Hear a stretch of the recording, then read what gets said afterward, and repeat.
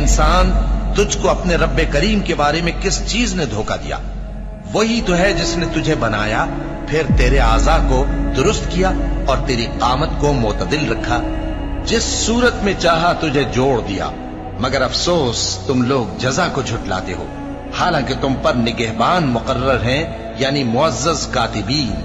جو کچھ تم کرتے ہو وہ اسے جانتے ہیں۔ بے شک نیکوکار نعمتوں کی بہشت میں ہوں گے اور بدکردار دوزخ میں، یعنی جزا کے دن اس میں داخل ہوں گے اور اس سے چھپ نہیں سکیں گے۔